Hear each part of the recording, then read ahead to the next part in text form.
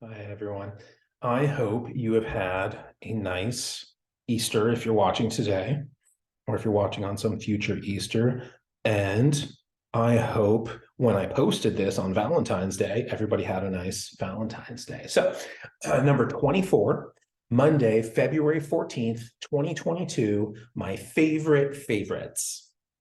Hi, everyone. In the last journal, I wrote about my least favorite fantasy heroes. In today's, to honor the spirit of Valentine's Day, I will channel my inner Cupid and discuss some of my favorite favorites. Actually, were I to plumb the arterial depths of my cupidity, this entry would become a bitter rant, a long overdue denunciation of my artists who keep depicting me as a fat, moist baby who giggles and shoots people with ridiculous looking ammunition.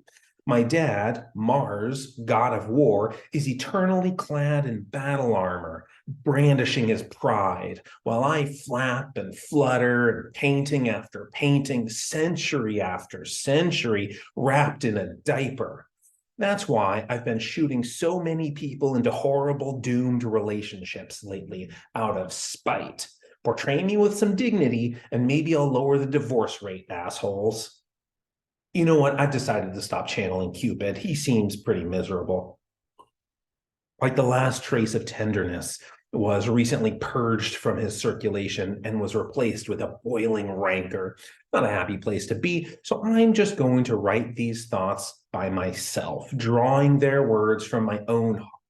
Love letters addressed to a few of my favorite fantasy entertainments. These. To my third favorite television show of all time, Game of Thrones. I understand your controversy. You emancipated your plot from Martin's pampering custody. I'm disappointed in your behavior, but I forgive you, of course. And I still like your title better than the books because I could never figure out what the song of Ice and Fire was referring to. I don't recall a notable bard or minstrel. I don't remember much music at all.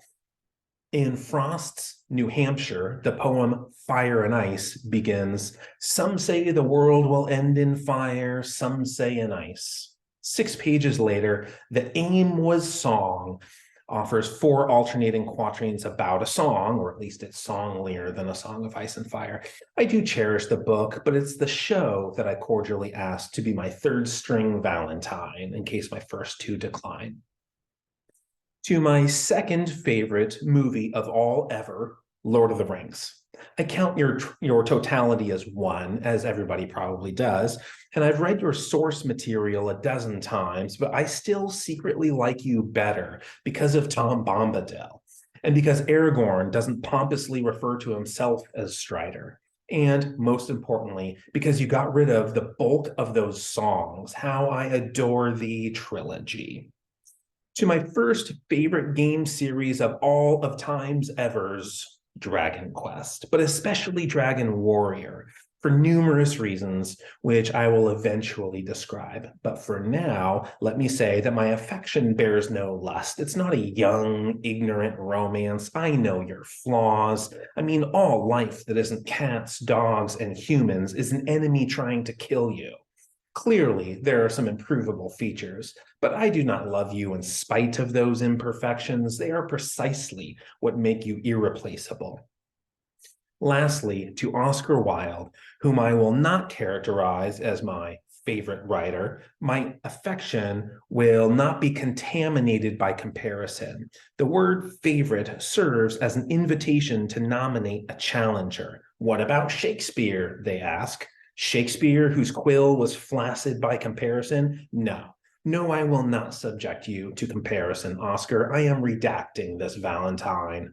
Affectionately, Courtney. So there were a few, that's my list of some of my favorites, but some in the movies and in the TV shows, I talked about entries that I hold in a higher place in my heart. Uh, like in Stephen King's The Rise of the Dragon, some of you have probably read it pretty early, like one of the first couple of chapters. There, it talks about a dragon's heart as having 9 chambers. that doesn't make sense to me. Other than there needs to be an even number of atria and ventricles. Well, 9. What are we pumping to?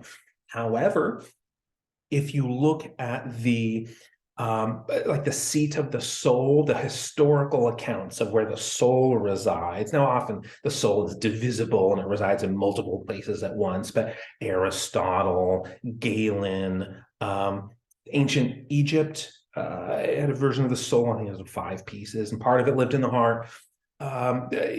Traditional Chinese sort of had its version of the soul. Some of it lived in the heart. The seat of the soul, historically, a lot of those destinations are regarded as the heart. And wherever that cardiac like throne is, that's where my favorites sit. That's where Oscar Wilde sits. That's where Dragon Quest sits. But when I talked about Game of Thrones as a TV show, I mentioned it was 3rd place.